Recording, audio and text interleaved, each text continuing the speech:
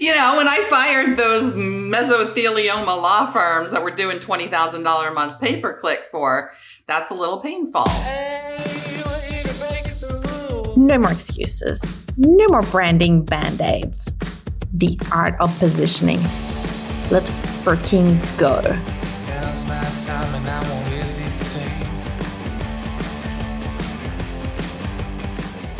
Most businesses grow by doing more until the whole thing is so tangled up in the founder that you can't sell it, you can't step back, and you can't figure out how you got there. Well, today we're unpacking what it looks like to pivot, reposition, and build something you can eventually hand off with someone who did it and then wrote 2 books about it. Rosine Slocumb built Clarity Quest marketing over 20 years, niched it down hard, worked herself out of that day-to-day, then spent 3 years trying to exit before getting that sorted. Also, we've got that connecting and seemingly related things in common. But Dems, going from semiconductor engineering with 8 patents to orca whale watching kayak guide to marketing. Look, I'm going to guess here, but is it the sound that's in common? Hi, Beatrice. So glad to be here. No, I think I get bored very easily. That's what it comes down to. I like very different things and I get bored easily, but yeah, I'm a water-based person, so I need to be around that. Oh, so maybe that, okay, like probably the engineering side isn't very watery unless the patents all had. Oh, well, semiconductors all full of water. I worked in the fabs. Yeah, well, when you do it like water, came up with the name of Clarity Quest as I was on a bus in Seattle going over Lake Washington. So as we're saying this, yeah, water is a big consistent theme in my life. I will keep an eye out for that, like any water-themed things that come up in the future. So next book, it'll just be like just full water theme, wet and wild in business. Wet and wild. I love it. Thank you for my next book. Oh, God. Okay. So now we were talking before this, and you mentioned that you actually didn't start with that big agency dream. And I think this will resonate with a lot of listeners, where you got frustrated with corporate, so you moved forward with consulting. How much did that I'll just consult energy shape what the business became early on? Yeah, early on, I'm 29. I'm hitting all kinds of damn glass ceilings, right? And I'm sick of watching 50-ish men get the job when, like, I know what I'm doing here. I could be VP of marketing. I don't care. I'm young. And so I said, how much worse could it be, like, consulting on the outside? I'm going to go create a job for myself, which a lot of people start out this way. I'm going to go create my dream job. And I had it in the back of my mind, maybe I'll grow, maybe I'll have a few people, I'll create a great atmosphere where people think it's their forever job. But it wasn't where I started out from the very beginning. I was like, I'm going to try this. I see a need in the market for marketing and people who are tech savvy marketers. And I'll see if I can pay my bills. I was kind of crazy at the time. My husband decided to go back to medical school. We're living in a 3rd floor walk-up apartment. We have 1 car. We're like, okay, we have no expenses. We didn't have a kid yet. And I was just like, I'm going to give this a whirl. The worst that can happen is I go back to corporate. Right. And so I had some stock options. I had a little baby nest egg. And I said, I'm going to give it a year or 2 and started consulting. And I actually failed my first time. The first year, which any of your listeners should know, like the first 2 years in running a business is your absolute hardest. It's absolutely terrible. Like sometimes, you're excited at first. But the first 6 to 8 months, and then you're like, oh, the business isn't coming in. I don't have enough pipeline. I don't have enough network. So I see a lot of people fail in that 2 to 3 year period. And I went back. I got an offer to work in a startup went back. Then 9/11 happened here in the US, and I was working for like an airline software company. So that was done. And I said, okay, I'm going to give it one more shot. And so, yeah, that was like my first foray into saying like, hey, I'll just consult. I'll work with people I know, kind of doing the same job I was doing in corporate, but under my own shingle. So when you restarted, was it like that same consult? Same model. I was consulting. I was doing senior like marketing plans and early digital marketing, early SEO. How much do you reckon that mindset at that point helped or hurt the overall trajectory? I think it probably delayed my growth. Oh. Actually. Yeah. When I look back now, I should have hired much sooner. I tended to do some 1099 freelance people, bring them in, but I didn't hire quick enough because I have the mentality that unfortunately I think a lot of women founders, some men too, have that like, I don't want to lay people off. Like I feel responsible for them. No, a job is a contract and just that. They can leave at any time. You can let them go at any time. And you should grow your resources as you're growing the business.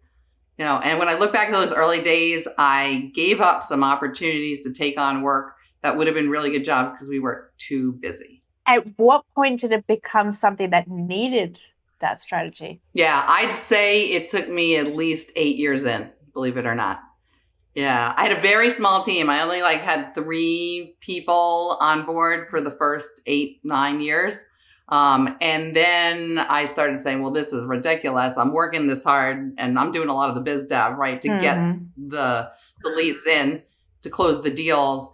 And I have to say no to a big name. Oh, that's terrible, right? It didn't bother me so much at the time, but now when I look back, I go, oh my God, that was so dumb, right? So pre-planning, I was just like going by the seat of my pants. And, I'm an engineer, so I'm logical and, analytical about everything. Yeah. But we weren't like tracking hours. We weren't tracking in the beginning, how much each person was allocated on projects. And that became like years 10 plus, a really important part of the business. So when we think of like pivoting and talking pivots today, a pivot from like, hey, we're just these creative folks, doing some tech marketing to, hey, we're really running a business here, looking at all the numbers and fine tune everything on those numbers. That's when the business really did take off. Well, okay. So let's talk that repositions, the pivots. What did that look like for your business along the way? Like, what were the points? So first, Chris and her shingle, being a consultant, then having a few people on board. And at first they were 1099s. And then I figured out that 1099s don't have the same mentality and loyalty to a company. They're hired guns. Right. So really hard to build a culture, a positive culture with 1099s, I find. You can have a mix. You can have a mix of W-2 here in the US and, full-time employees plus contractors. But if they're all contractors, your business has a certain flavor and it's very transactional.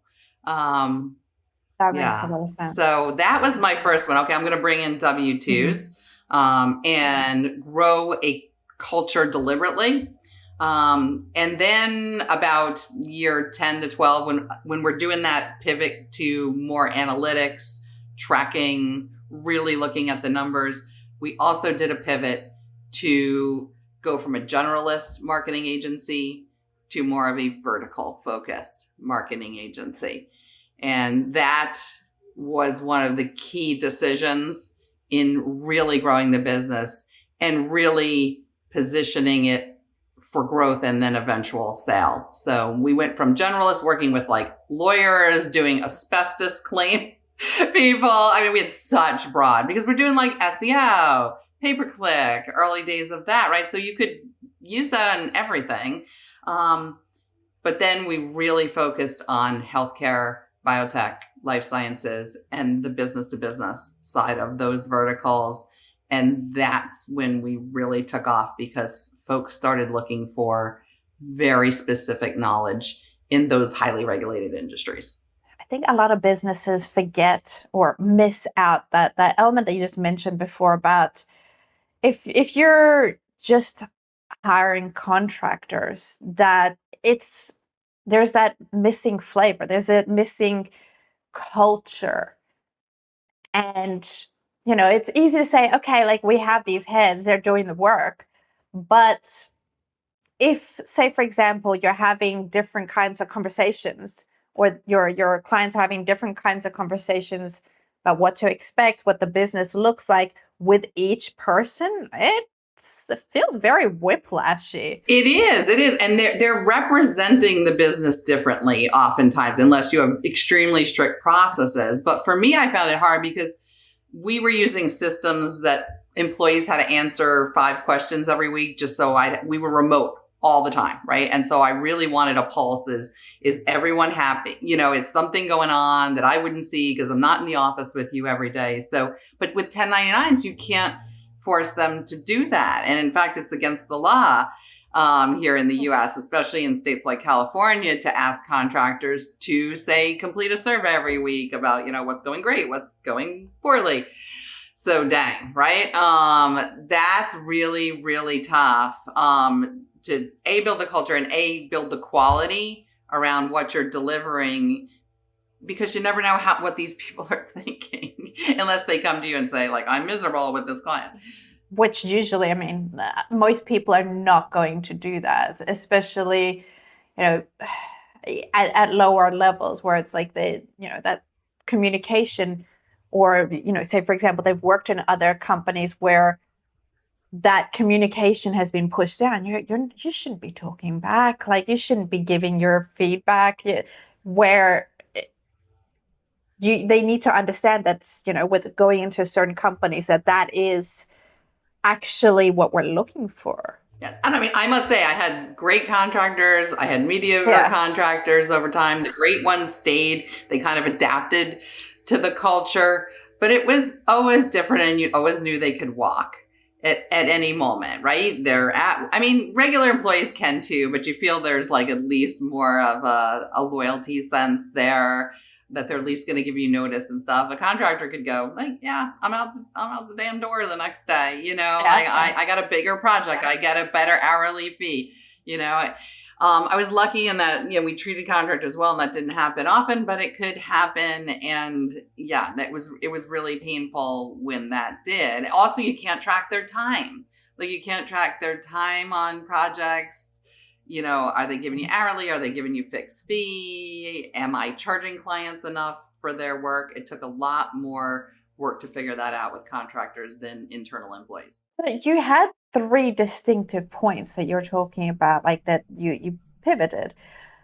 What had to hurt first for you to make those decisions? Because, we can live with things for a while, but sometimes it's like, oof, this needs to change. The going from solopreneur to having in-house employees, it was really just this hit my head realization, like, I can only scale so much as me, right? And that number that I was making was okay money, but that wasn't the number I wanted. Yeah. Right? And so I said, okay, if I want to get the number I wanted, if I want to go take a vacation for 2 weeks and still make money, I have to have people here doing the work. So that was the first point. And then the analytics and doing forecasting and time tracking was just the logical person in me going, how do we get best in class margins? Because I didn't want to grow a company of like 100 people. I didn't want a 100-person agency. I wanted the best, most honed, most disciplined 20-person agency. Yeah. Because to me, like, managing 100 people is a nightmare. Even if you have layers, there's always, like, who's doing what, who's sleeping with me. It just gets weird. It gets, people are complex and interrelationships get complex and someone's always pissed off. And, so I was like 20 people I felt was manageable. I could hire for those good personality types and get a team. Above that, I had no interest. So I said, okay, I want to build the highest margin 20-person agency I can build. And how can I do that? And that's where some of the analytics and forecasting came in. How did you know which ones to choose? Because we have a look, there's a shit ton of information to be like, oh, you should track this, you should track that. It's like, I thought time tracking was really, really important on a client level to understand every client. Am I pricing this right? Because I'm doing a lot of the biz dev. Am I pricing this correctly? And often we were pricing too low in the early days. And I was able to adjust for market, but also look at, hey, we're spending a crap load of time on, say, branding, right? Because everyone and their brother from the board on down to the janitor has got a feeling about branding, as you know, right? And brand positioning and stuff, right? So that one's like one where in the early days, we were not charging enough. And by the end, we were charging like 3 times more than when we started for that. And people were still paying for it. So I looked at that. I looked at time tracking. The employees hated it. They got used to it, but we had a system called Forecast and they had to enter their time every day by project, 15-minute increments. But believe it or not, that is so fabulous to know when you should hire. When I saw the whole team was 80% full, then I was like, okay, that's the time to go hire. And that recipe worked every single time. 75 to 85% full. I know like that's when to go hire. I don't want to start stressing people out. You see a lot of agencies just work people to the bone. They leave. If they're like 85% full, plus then they're also doing some internal work, 80% billable, 20% internal work. That was a magic formula. But how do you know that people aren't just going to fill it in? Because, the whole mindset of like, oh, I'm supposed to be working this many hours. I just need to fill it in with bits. How do you know it's attributed right? We had a culture where you did not get disciplined for internal work. And it was right. And I was like, okay, you're not full. Great. Go write 4 blog posts. Go do some SEO work for us. Go work on the website. Go work your contact list and let me know if there's anyone, so we've had a really good sense. The project managers had a really good sense of who was doing what, and how long it took to do things, especially after we had like 3 or 4 years within using the system. We knew if you were saying it took you 20 hours to do something that the average employee could do in 8, there was something going on. And actually that did happen a couple of times. And then we had grounds for firing someone there because it was fully documented within that system as well. Okay. So how about that biggest pivot? The biggest pivot came when we did the vertical focus. And I was listening to a agency management, Build a Better Agency podcast, Drew McClellan. So I'll give him a plug. Sat there and he said, if you want to grow your agency and get the margins to the best in class, you have to focus. Every agency that I see making those numbers focuses on what he called a 3-legged stool.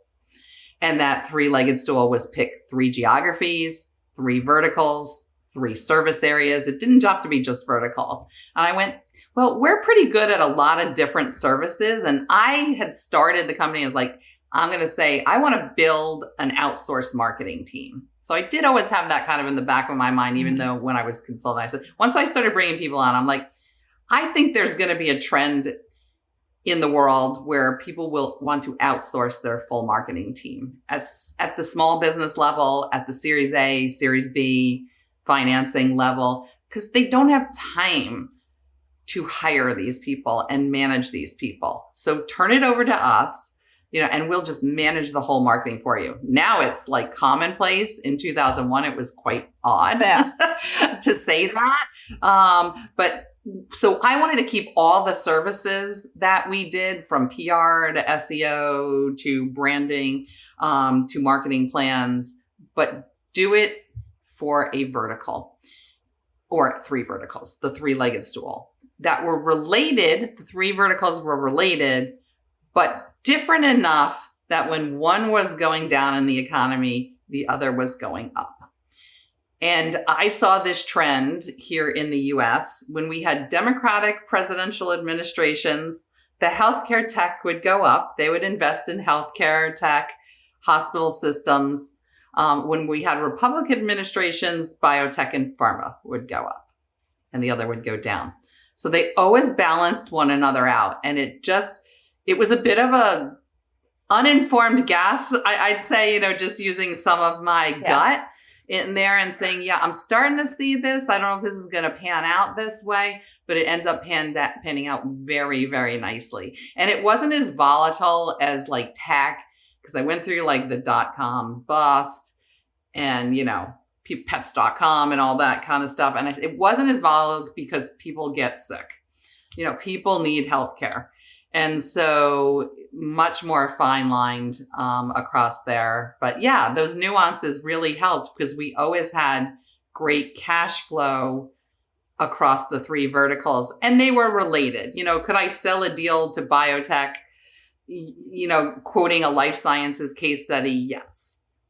So they understood each other's language and they understood highly regulated industries. But it wasn't like I was then trying to go sell a law firm, which was totally out of exactly. It's completely different. And now, before I go into that side of things, the marketing side is something that business owners usually focus here. But like, what had to be true about how the business was running outside of marketing for that to be able to happen, for that to be focused? I had to train and hire people who had that specific expertise, who knew the acronyms, who knew the language, who knew how to sell into hospitals, who knew how to talk to physicians, who knew healthcare software as a service. So we had a few people who were generalists, but, I hired well because they were really quick learners. And so I think there's, you can hire for expertise and you have to do that, but you can also hire for curious people who like to learn, who like to listen, who can bring on and then train them up. The guy who ended up being number 2 in our company started at Clarity Quest when he was 19. Yo. He was a college intern, yes. And he became our COO by the time he was like 28. So quick learner, analytical mind, didn't have any healthcare background. He ended up marrying a woman who was a physical therapist. So he got it from home too. But yeah, now he's a healthcare marketing expert out there. So because he's intellectually curious, and we hired a lot of people like that who were smart, savvy, quick learners, quick to the task, and could put them on projects where they could learn that in small ways and then build them up. With experts behind them, and they're just soaking it up like a sponge. Do you think that would still be true now? Because, we see with the workforce where people aren't really committed to a business for that long. I mean, I see the turnover is like a year, 2 years in the next company. Do you think that would still work now? One of the things I actually learned after I sold the business and was at Supreme Group was really how to hire for that kind of mentality. Yeah. It's interesting. Like Supreme Group hired PhDs to do marketing because they were life sciences PhDs and they don't want to work in the lab anymore. And lab jobs are hard to come by if you're in remote Nebraska or something like that, or you're overseas. We had quite a few overseas people. So they did a fabulous, fabulous job of finding intellectually curious, really bright people and teaching them marketing, which is kind of the opposite way around. It's so strange. Right? Damn it. Right? It's just freaky, right? You would think, no, but it was far easier to teach those really bright people marketing than to teach marketing people complex life science, T cells, biological science. That is okay. So I like that because they went at this from the non-standard point of view. And okay, speaking of non-standard, I want to loop back to what you were saying here about honing down to 3 verticals, right? Or 3, whatever it is. I think a lot of businesses get stuck here. And to me, the way I see it is loss aversion. But do you think it's something else? Oh, no, it's cash loss aversion.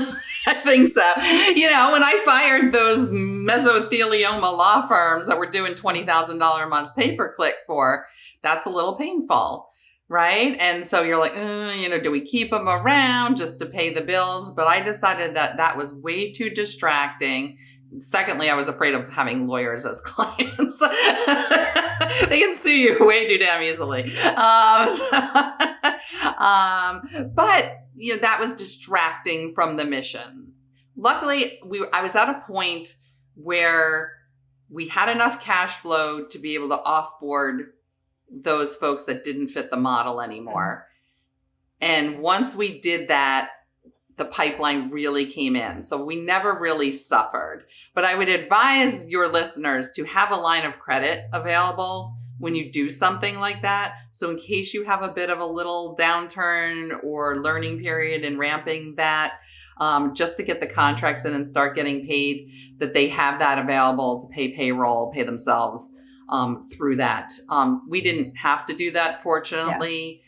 And it's a bit of a risky move. And I think it's also like, I don't want to see my revenue dip one year. Right. There's the loss aversion, but there's the ego too of like, I'm a $3 million company. I don't want to see it go to 2.5 because we're going to concentrate on 3 verticals, but it's very short-sighted because the valuation of your business, both in terms of what it is as a cash producing vehicle to you as the owner and to maybe a new buyer in the future, you're keeping that way diminished by being a generalist. And you're hitting, so you've gone up, right, since you started, and then you hit that upper ceiling by being that generous, because people aren't like that specific industry or that specific whatever it is that you're holding down on. They're not seeing you. So yes, you might hit that loss, but then it's also because they then see you, it's going to go even higher before that next, that roof thing. And you can charge more, Beatrice. Can charge more. Yes. Right? Because what HIPAA is to patient privacy. What radiology software our clients wanted very, very, very specific knowledge. How do I speak to a radiologist different than a pathologist? Or than a PhD life scientist in the lab. Those are all very different vocabularies. And as time went on, especially as we're approaching those pre-COVID and COVID years, the clients wanted specialists. They wanted experts. They wanted a case study that looked like theirs. People that get them. Is that so? Yeah. It's not a hard thing to reach, but you just need to get past that ego, past that loss aversion. And okay, there's one thing that we mentioned before, which we haven't got into. And it's like you were talking about how you discovered you're a bottleneck there. And I feel like that's such a big one that a lot of founders never really get past. But how did that recognition happen? What had to break? And then how did you engineer yourself out of that? We were plateaued for 4 or 5 years, right? Both in revenue and in profit margin. Before or after the going to? Before the vertical specialization. And so, I'm looking at numbers, and I'm just like, okay, the only way we're going to grow is I add more people. And it's hard to get the deal, harder to get the deals, harder to sell the deals. Yeah. You're always trying to prove yourself, imposter syndrome, all that kind of stuff, right? When you're this generalist. Yeah. And I said, we should have better numbers in doing research into what the agencies who were just above our size were doing at the time. What's the next step up? What's the next ladder rung? I said, okay, the best in class have 30% margin, and they're charging X for different things. I can't do that as a generalist. Lawyers aren't going to pay that. Our other little techie clients aren't going to pay that. I need to start working with Series B and up funded healthcare companies, biotech companies. That's where we can get the prices and the margins to really bring the business to a different level. So how about for yourself, like to pull yourself out of being like the decision maker in deals, or to, not be so super involved? When did that happen? Was there some kind of a friction there? Well, it came to the point where I found the hardest hire to make was business development, was sales. Okay. Because I had and this happens probably around year 15 to 18, probably more like year 18. It's happening right before COVID. And I said, if I'm going to grow this thing, I got to be out of the day-to-day client operations. At that point, my team was mature enough. I had people that were there 8 to 10 years. I trusted them fully. I could turn over operations to our COO. And I had great project managers, and I'm like, I don't need to be here, because what would happen is the clients would invariably say, we want Chris on every deal. We want Chris on every deal. She's the president of the agency. I couldn't do it anymore. I didn't have enough hours in the day to work on client projects and do sales enough to grow the company. And so, we do the vertical 3-legged stool choice, then we grow. Okay, then we plateau again. Right. And that plateau was because Chris doesn't have enough hours in the day to sell and network and, work the pipeline. And so at that point, I was lucky that we had an internal team that we could make that change and say, I'm going to step away on all but someone's pissed off. That's when I came in, right? If a client's really mad, or, they want to pay me $500 an hour, okay, I'll do a little bit here and there. But really, by right before COVID, I had stepped away from day-to-day client work because I just couldn't find. I have different ideas we can talk about of how to do that for your listeners now in retrospect.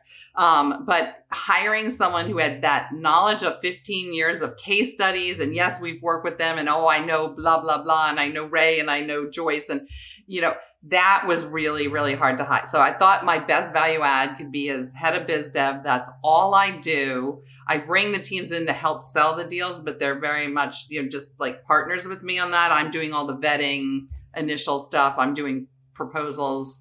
It's like I did all of that with an assistant, and then let the teams run the client work and report back to me on what was working. Are we charging enough? That kind of stuff. So that was the next, and that was luckily right before COVID, before we hockey sticked, because we're in healthcare.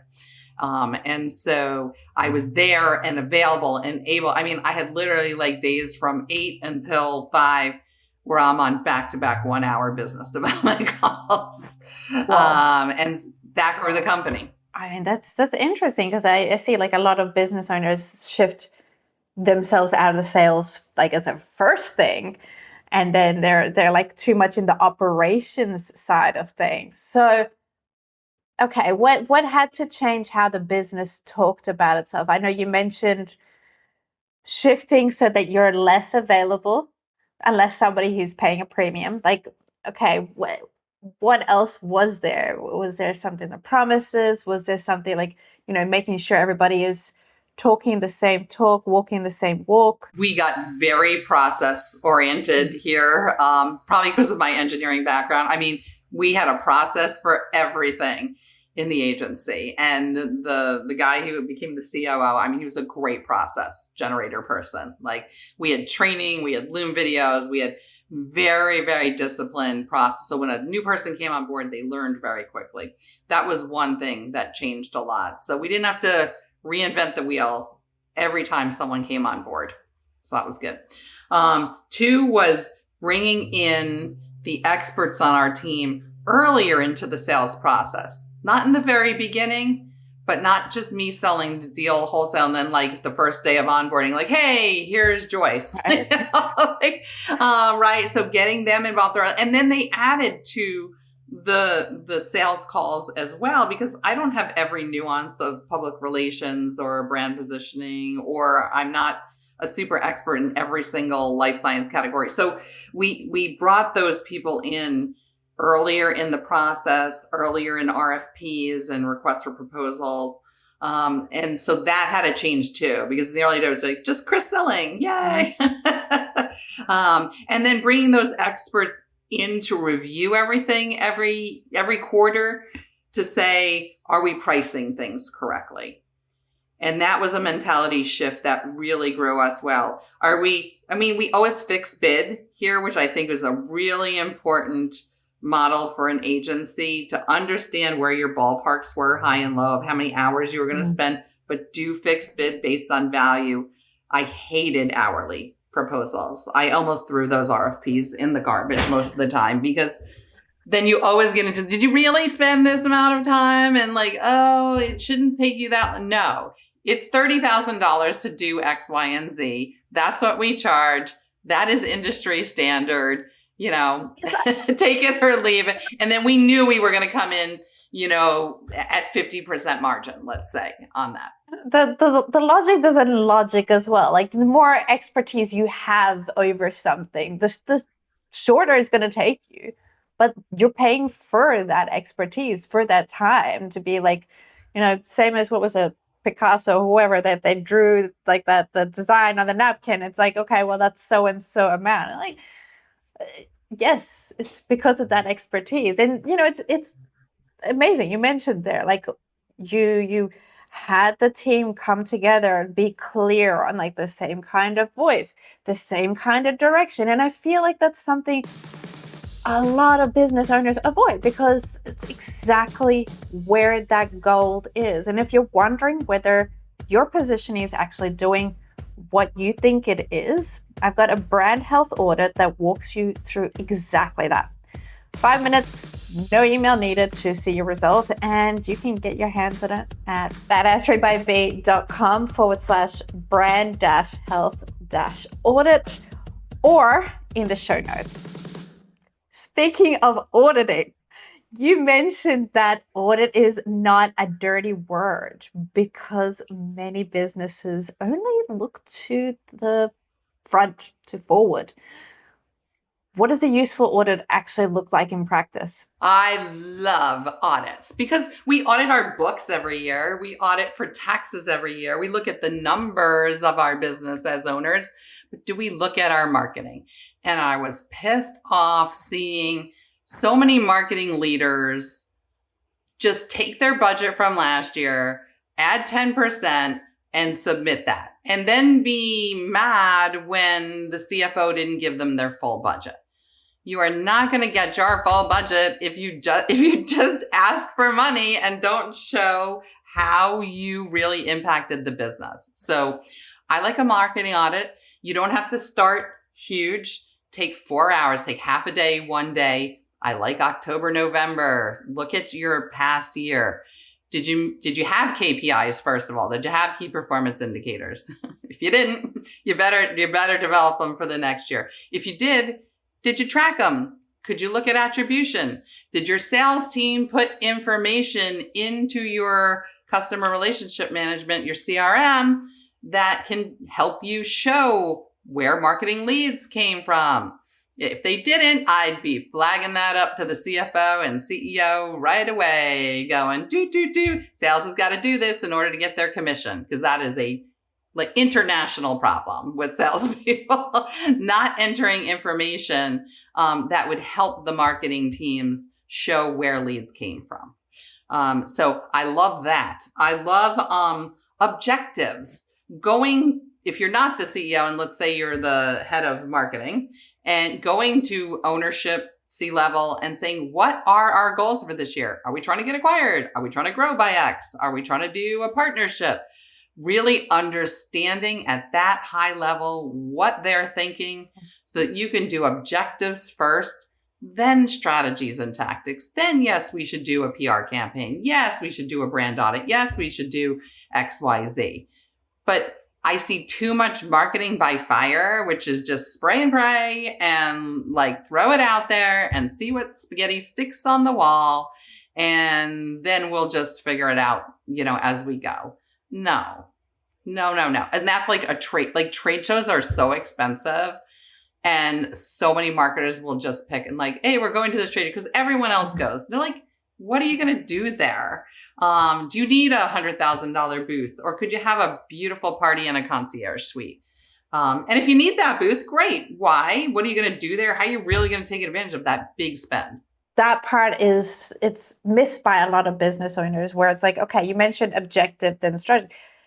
Your positioning should also be guiding your objectives. So say, for example, if you're positioned at a certain point, or you're trying to speak to a certain audience from a certain angle, this is like how you make those. Okay, so this is the strategy so that we can speak to them at that point, so that we can reach them at that specific time, be it, what makes the most sense. And that's like getting, marketing on board, sales on board, and being like, hey, does this actually make sense? And also to add into like what you mentioned about like sales or even customer service, asking, where did you find us from? What made you reach out to us? Like, there's so many companies that either they don't capture that detail,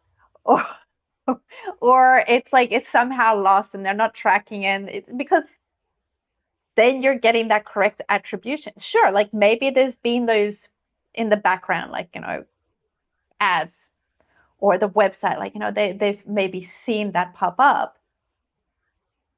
But still, like, asking that question is going to give you a good indicator. I love asking. Yes, we have tracking codes on everything, right? Yeah. On digital stuff. But sometimes they see something in a journal or in a magazine, right? And those are harder. Those third party are harder to track. And we're seeing a lot of momentum in that space where owned media, is getting very popular these days because of all the issues with the other types of media. But that is one of the harder ones to track. I write for Inc. magazine, and, if someone sees that article, I have to kind of ask, I have some tools and things like that, but how did you find out about us? It's a simple question, super simple question. Whether you have, frontline sales development reps or just true on sales, or you're the owner that does sales, ask the question, put it into your HubSpot or Salesforce or whatever you use, and then look at that as part of your audit every year. It's surprising sometimes to see like, oh, I thought we were only getting 10% of our funnel from referrals. We're getting 25%. That surprised me one year. I was like, oh, I don't think we're getting that many from referrals. We were really good at SEO and organic search.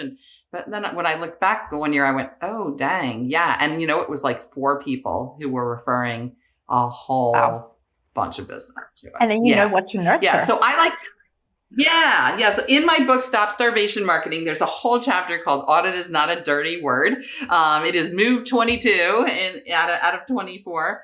It goes through just a simple like process that you can take 4 hours and look at your marketing from a high level. And then if you want to dig down, go into that. But the performance the objectives of the company, then developing strategies and tactics around those.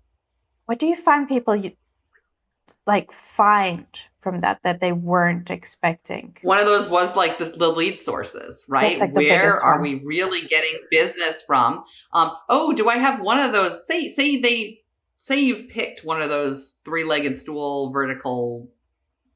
verticalizations like we did. Oh, we're getting twice as much margin on our healthcare clients than our biotech clients, right? Or, oh, we're making excellent margin on SEO, but on brand positioning, boy, everyone and their brother has a voice on that, and we have to our margin sucks on that, right? We got like 80% margin on SEO and 10% on brand positioning work.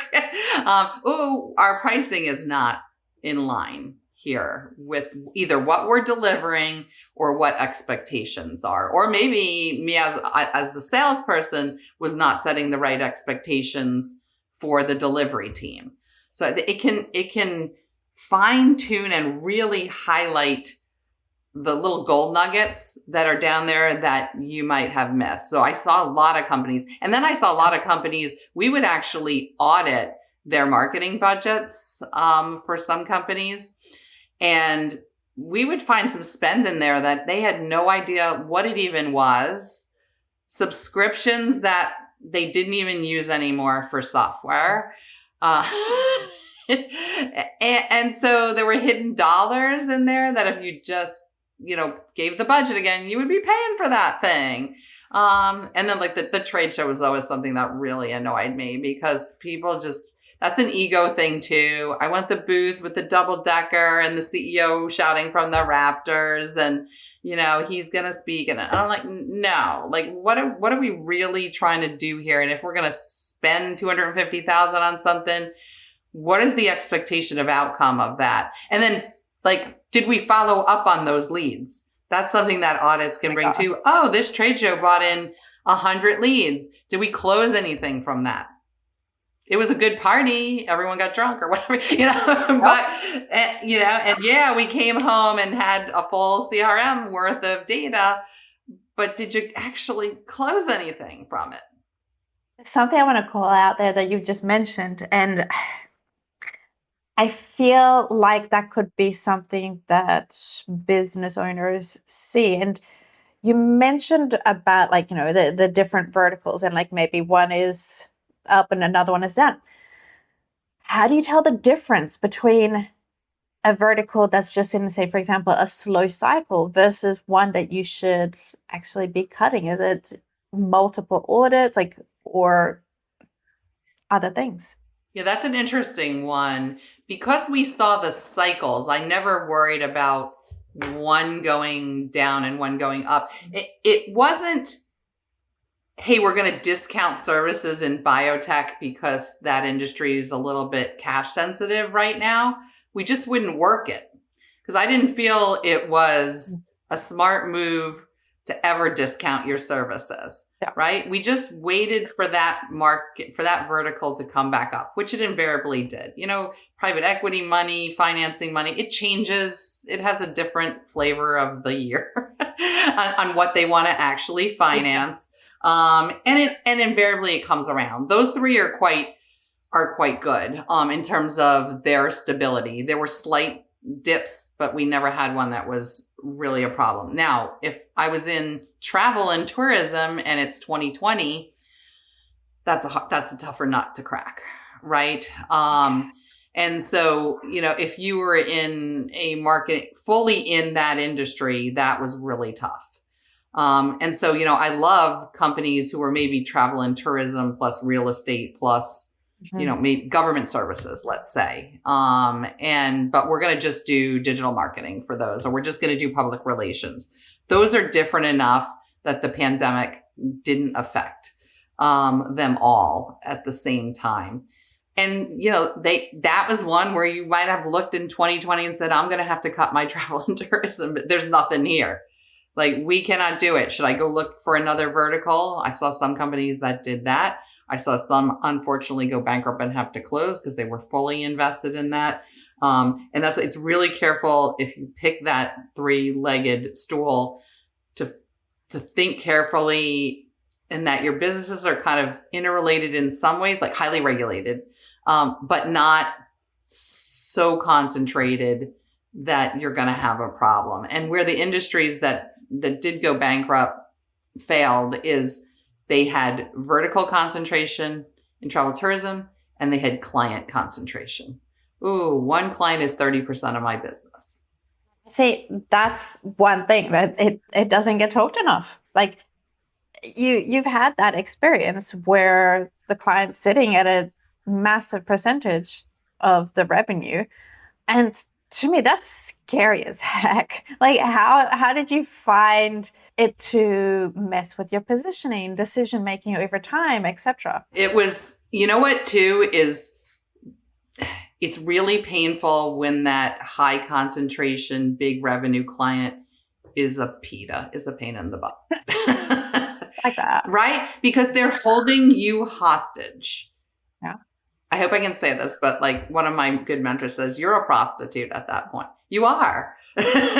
You are. Elaborate. Because they're holding, you know, you are working for money and something that doesn't fit your brand, isn't serving your business, is making all your employees feel like they're in a toxic environment, for that check to come in every month, every quarter, right? When you should be thinking, how fast could I offboard these people and bring in the right kind of client? Sometimes you don't know. Hey, I sold a lot of deals and they seem like Prince Charming and Princess Beatrice right at the beginning, right? And then you get involved and they're like, oh, well, here's Mark, our project manager, and Mark is like the biggest of all, right? And it's just, right, and you didn't know that until you get in there. And so you got to look at the clients, at the customers coming in case by case. It's really hard to offboard them. I know, when they're your biggest client, your biggest revenue, they're your cash cow. But really, really look at how fast could you go replace that revenue. And that was the great part about me being in business development and not being involved in the client work. If I, as an owner, was in that client work, I'm going to be day to day fighting fires on that client because they're the big client. Versus, okay, team, I know this is painful, but I need like 3 months to go replace this revenue. Can you work this for me? Let's get through this. And I'm going to fire them in 3 months as soon as I have work to replace them and get a much better client that's a much better brand fit, and cultural fit with us. Yeah, but what if they're not dicks? They're just not in your current positioning. I mean, is firing them the only fix? I think you have to offboard, like we did with the mesothelioma law agency, law firm. I mean, that was a lot of money, but I was like, I don't want more of these clients. Yeah. I don't want to work with lawyers. Okay, we're not going to do it immediately, but we're going down a path where we know they're going to be gone in X period of time. And I had a few lawyers at that time, and 2 of them were really mad at me. One to this day, because they liked that, it's hard to fire clients who like you too, who are referring you and stuff. But I just said, we are not going to do this anymore. This just isn't in our brand position. It isn't where we want to take the agency. It isn't where we want to take the business going forward. So I'm sorry. This is painful. This is painful for us both.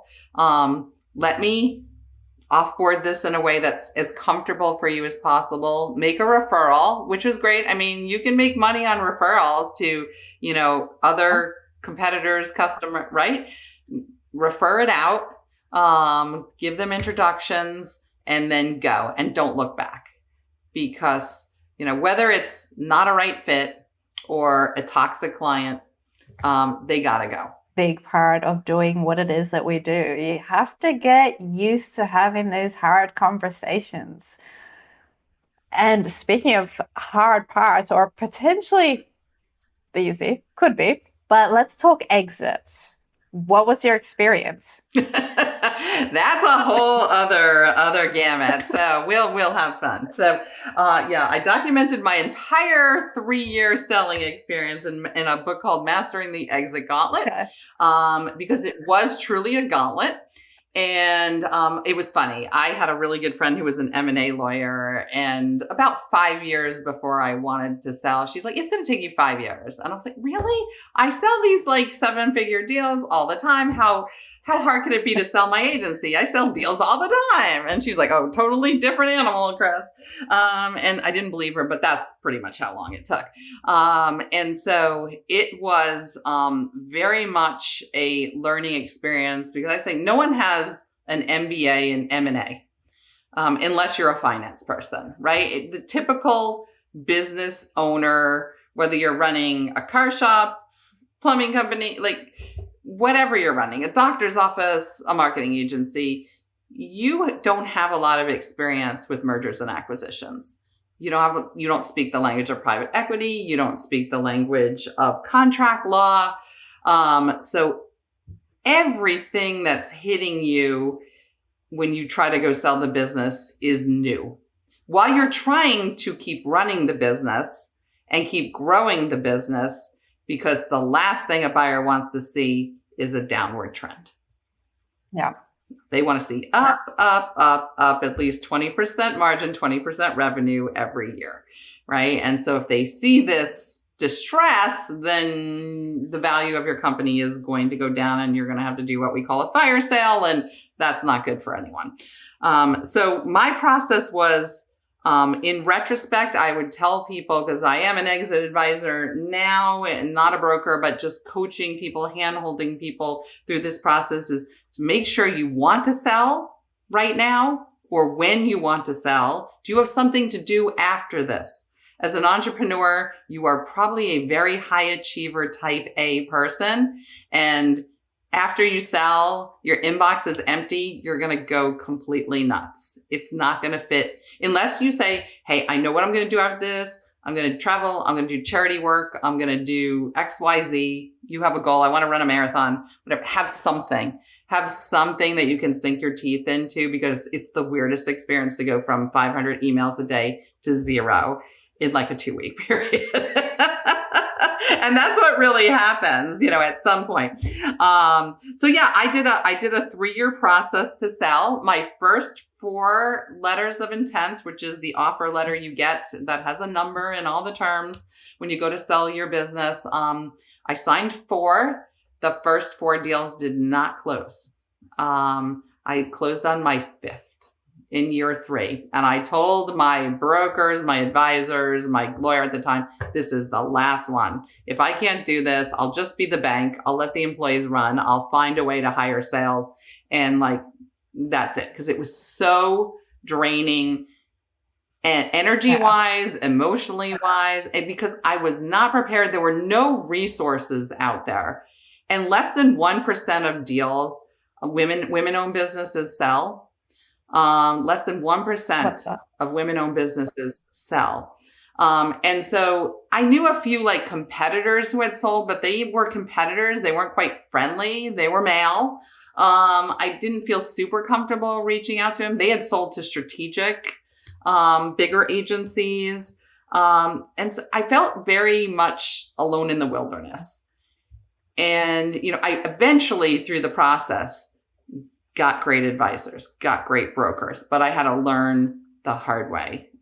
Spent a lot more money than I should have, spent a ton more time than I should have. And if you're a small business that's under 5 million in sales, as I was, it is a tricky business to sell your business unless, you have a very ethical competitor or someone who wants to buy you. And even then it's tricky. That's intense. And you mentioned, the numbers fluxing. What do you think usually breaks those deals? Is it the numbers, the structure, how the business position, how much the business owner is still in there? What's your experience? Deal isn't done until the deal is done, Beatrice. I say, until you click your bank account and see that wire, it ain't done. There were some that signed a letter. When you get a letter of intent as a seller, you're like, oh my gosh, I'm so proud. My business is worth this. They're going to buy me. Buyers throw letters of intent out chewing gum kind of thing, which is awful. It is not ethical, but they're just and while they're doing that and you sign that, they have you under exclusivity. So you cannot talk to other buyers, and they do that on purpose. So we're going to dig in and do diligence and kick the tires. And maybe we're 20% sure we're going to buy this company. But meanwhile, they're wasting your time, your money. You have a lawyer on board. And that's the way the biz works. So I advise my clients now, spend a lot more time in the letter of intent. And they always put these 3-day deadlines to sign in the letter of intent. And that's bullshit. Like they'll all wait. If they really want to they will wait a couple weeks for you to get with your attorney, talk it over with your family. They're not going anywhere. They're trying to do this like fear timing tactic on you. And I fell for it in a few ones. Oh, like I got to review this sign. I'd call my lawyer this day. No, that's probably a buyer who's a flake anyway. So really spend the time to figure out, is this the right buyer before you sign that LOI? I really advise people, if you can, to meet with them in person. I was selling a lot over COVID, which is also a note. I would never do that where you can't meet people, where you can only be on Zoom. You got to look them face to face. You got to shake their hands. You got to like kind of nose around the office, see if, the employees look happy if they're not a remote company. So that's extremely important to spend that time up front before you get yourself locked in. And then they kick the tires. But yeah, so that was some of it. They just were like, we weren't really serious. Oh, the big thing is phrases. We got ahead of our skis. What does that mean? Yeah, that's not even English. So you wasted my time before you realize like you had the money. Check that they have the money.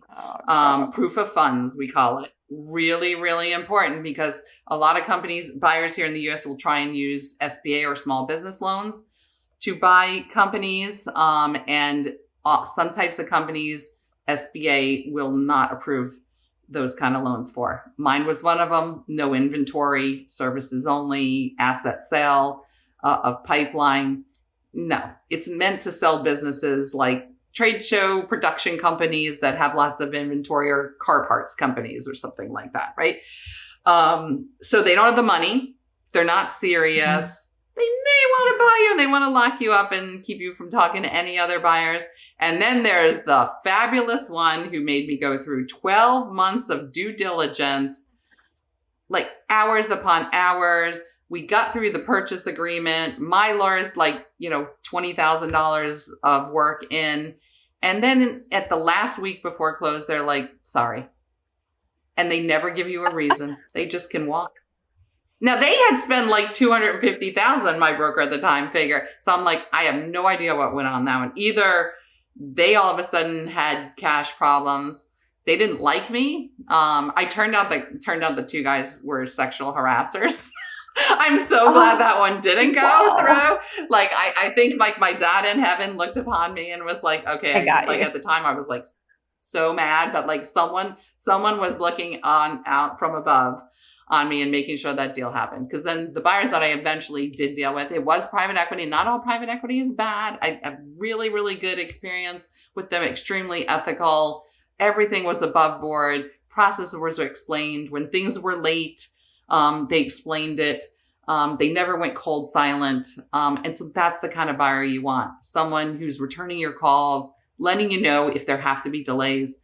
And telling you sooner rather than later they got ahead of their skis. Like the ones didn't bother me that much. They were like, a couple weeks in, they're like, yeah, buyer's remorse. We just didn't. Okay, you didn't waste much of my time. Thank you. This is going to be very out there, but this really sounds like dating. Yes.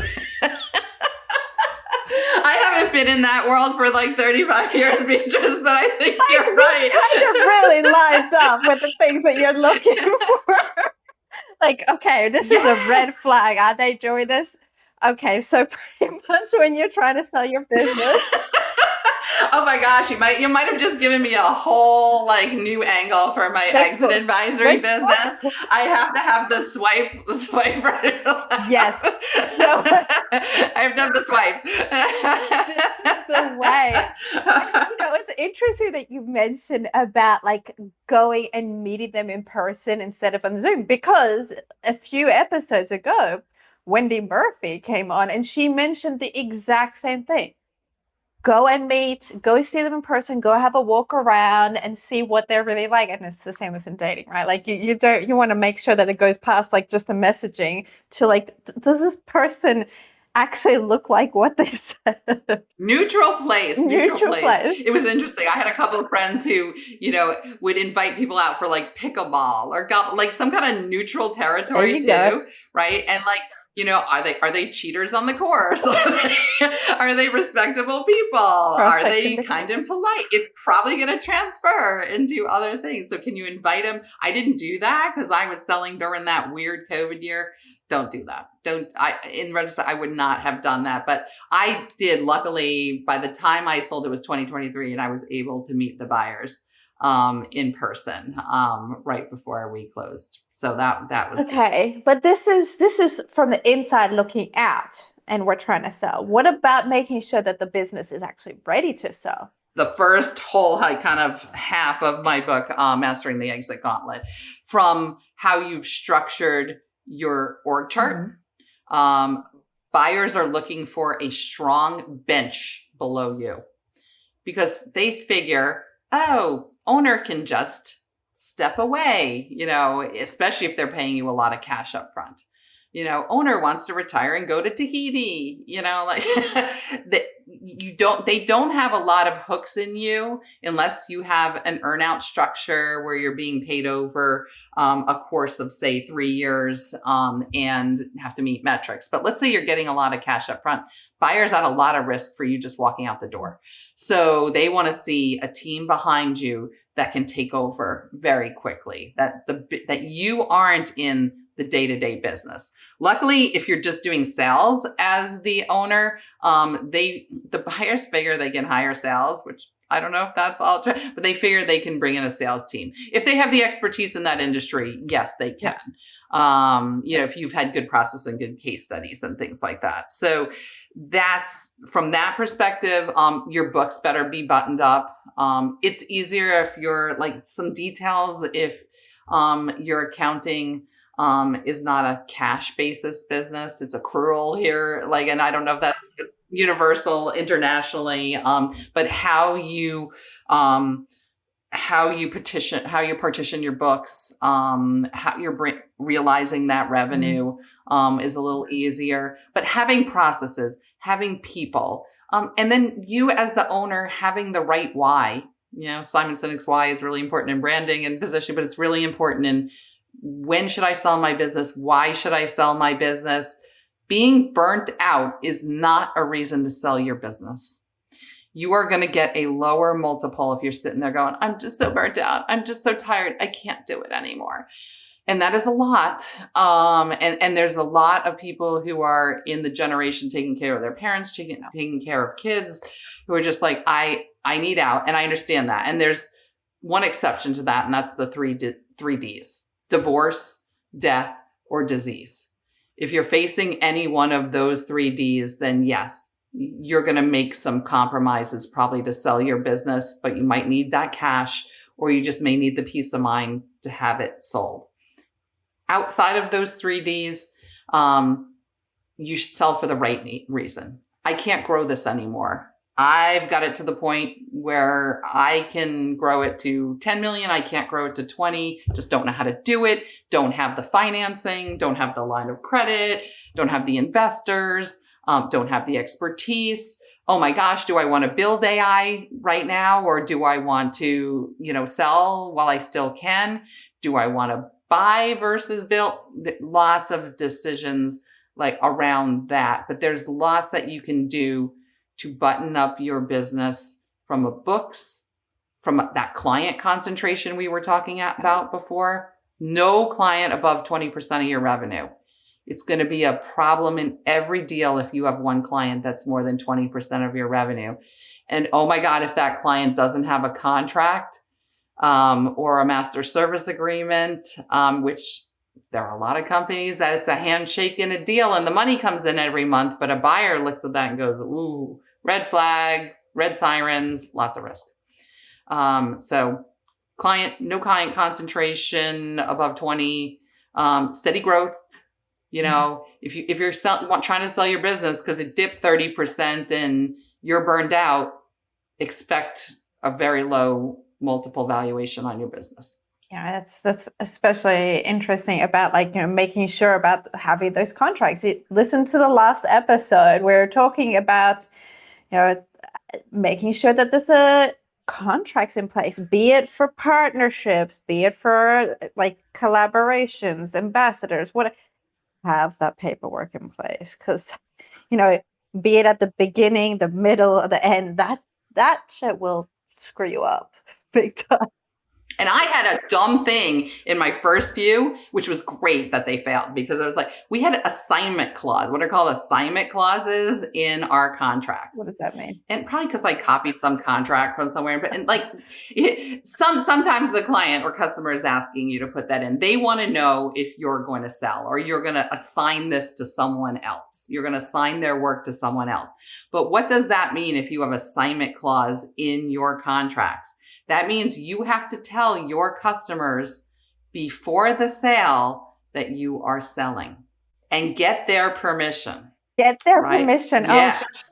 In writing to say, like, now you can frame it and say, like, hey, we're getting investors in. But yes, the buyer is going to want to talk to those people and see in writing and get those assignment clauses out of there, or say, hey, I can assign to a buyer. So please, please, please don't just trust AI on your contracts, because it sometimes misses little subtle things like that that can cause you a boatload of problems. And risk for you. Like, imagine, like, if I had to tell those customers on that failed deal, right, in week 11, and now I've exposed all this, and then they go, oh, what, you didn't sell? Or, you know, luckily that didn't happen on that one. But they think you're a flake, a freak, you know, like, and they're in the back of their mind, oh, well, when is she going to sell next? You know, like, so people don't like that chaos in there. So I tell any business owner, look at your contracts and make sure you don't have anything that's going to give a buyer pause or cause you a lot of grief in exposing your client list. Whoa. I just had to take a breath there, because those things can seriously mess up a company. Okay, yes, you know, suddenly rebrand and be like, okay, we have a new logo, we have like, that'll confuse people. But if you have that, you have to contact them and be like, yeah, we're doing this, and they're like, and then they try to like run, like cut loose, because they're like, oh, I just want to be working with you, etc. Oof. Yeah, is my project manager staying the same? Is my account manager staying? What's going to happen? You get all these questions. Now, that's why I work with people in Handhold on the Exit Advisor, because there's very smart ways around that without saying I'm selling the company. You do like a market research study or something, and you let the buyer do a market research study to say, or you say, hey, I'm going to have this third party call you because we want to improve our quality. Can you listen to them, do a survey, answer some questions, right? And so they get the pulse that, yeah, we love Clarity Quest, we love you as a company, and not have to expose that. But if you have that assignment clause in your contract, you're going to have to go ask them to redo the contract. And they're going to be like, why at this time are you asking me to redo this contract we've had for 5 years? You think, like, you think that people would go through the contracts or the agreements before sending them out, but that's a whole other thing. Okay. Aside from making sure that this clause is never there, well, if you were starting Clarity Quest again today, what's the one thing you do early that you didn't end up doing till later on? Hire people in-house, hire people ahead of time, ahead of the business, so that you never have to say no. Never have to say, I'm too busy. Unless if it's a bad fit for you, yes, you say no. But if I had a great fit client, Beatrice, I still think of it this day, you know, like premier brand in healthcare. And I had to say, there was just no way we could do the work because I didn't pre-hire. And if I had said, okay, I'm going to pre-hire, I'm still going to pay myself as an owner, which I'm a big believer in, but I'm going to invest more in this business at this time, or have that line of credit to be able to hire a couple people ahead of time. Bingo. Because especially women owners, and I'll point us out, I think we feel very much like, this is my family. I'm responsible for these people. I had a male colleague, we shared an office, and he was like hiring and firing people all the time. And I was like, Shaker, how do you do this? Like, I'd be like an emotional wreck. He's like, they're employees, you know, they'll go get another job down the street. I'll give them a recommendation, you know. So thinking of your business is not a family. Oh. But your business, your asset, it's probably your family's most important asset, and treating it like that. Yes, you treat people well, you treat them ethically, but sometimes you do have to hire ahead, and sometimes you have to let people go if it doesn't transpire. But doing that much earlier is the one thing I would encourage anyone to do. And by the sounds of it, the first indicator is when you have like this more things than you can handle yourself. Yeah. Yes, absolutely. And get a personal assistant. Totally awesome. Don't do the $10 an hour work as an owner. Do not do the $10 an hour. Don't do the $50 an hour work. If you're doing any of that, like I did books for years and I'm like, that's just stupid, right? Could I be selling, a $200,000 deal or working in QuickBooks? No. And I like, I'm a numbers person. So I liked it, but I was like, no, that's like fear-based leadership. Ooh. I'm doing this because I don't want to do this. It's very fear-based leadership. Are you doing the $500 and $1,000 an hour work that only you can do as the owner? If you can't answer yes to that, then go find people who can do that more tactical work for you and train them up and get good people to do that you can trust. So first hire PA or EA.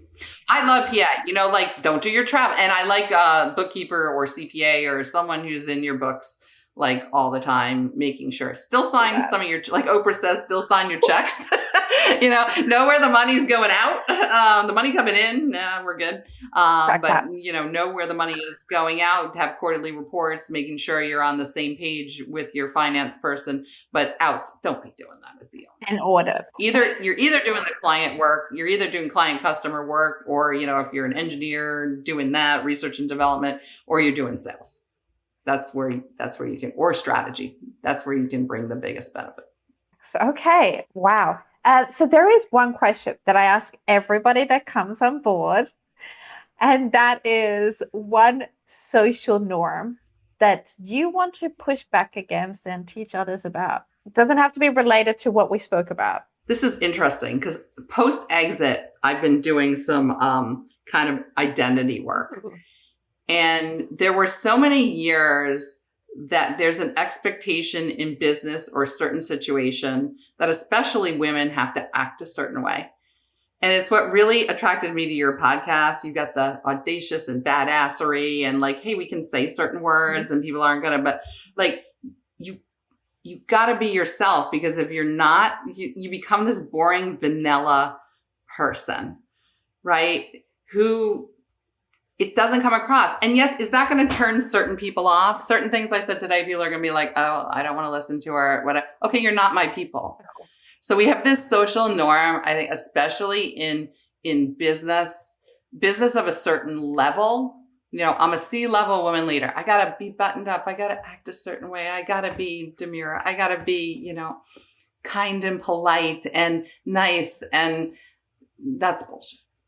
Because it isn't me. And for years and years and years, I did that to myself. And it, when I hear people say they're burnt out, I wonder how much of that burnt out is because they've been acting. I said, for many years, I was the Meryl Streep of business.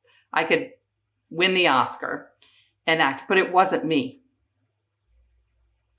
Right? So the social norm to be you and to be able to be you. If you want to, have tattoos, if you want to have cleavage, if you want to wear, you just do it because it's you and you don't worry it. Like there shouldn't be a societal norm around, there should be a societal norm around competence, not around visage and personality and, I got to act a certain way to get to a certain level. And I think making our persona, our position, our title, we're not our title. And I think that's a lot of the time what you were saying before, right? Like when a business owner exits a business, like they sell it and they're like, who am I? Like I had a call where the owner was like, I'm actually not sure who I am anymore because I've been doing this for several decades. And that is what that title, that person who I became was that. And I was like, oof. You've been Meryl Streep or, the male equivalent of that, all these, you were the checklist. I like to say to people, you were the checklist, not the soul. Oh my gosh. Right? I managed myself, my self-worth by the checklist. How much could I get done in a day? How much could I do? What was my calendar filled versus what was I really doing to change the world, change the lives of the people in my company, change my industry.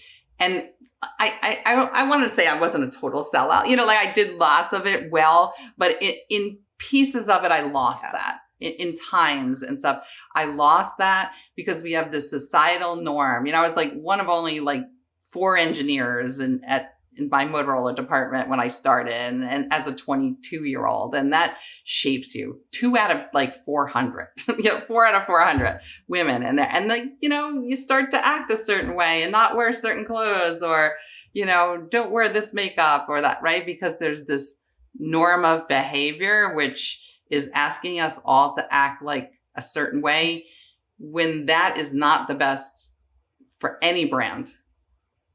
Any brand, because who's the buyer? Who is your buyer? And yes, you're going to turn off certain people, but boy, you're going to get the right people. And when I was on those sales calls and I was really me, and connecting with that potential buyer of our services, and we're just like jamming on stuff, and they get me, and I can say what I want to say and act the way like we are on this call. They turned out to be the best dang clients, best ones, right? Because the other ones are going to be like, she's crazy, or like, we don't like it, or she likes the color purple. Like, I literally had a guy almost not hire us because I like the color purple. And you're wearing purple today, so like I can say that. But I'm like, really? You weren't going to hire us because our website's purple? But that's the things I'm talking about, Beatrice. These societal norms around bland, boring, like kind, polite. Yeah. Everything's blue. Everything in healthcare is blue. It's like. Oh my God. We could keep going on on these topics, but guys, go and grab those 2 books, because I'm 1,000,000% sure you can cover so much more ground based on just going from where we've gone now. So thank you so much, Chris, for this badass discussion. And to you, my badass listener, thanks for tuning in. You can reach out to Chris from the show notes, as well as access that brand health check. And if you love this episode, drop a 5-star review, and badasses. But that's just me. I'm gonna live out in the No more excuses. No more branding band-aids. So let's equip. Because I went to get these sorted out today, because actually, would you believe it or not, I did not have earrings until maybe 3 months ago. Oh. It'll mainly be audio, because editing the video is bitch. Welcome to adulthood. Well, okay.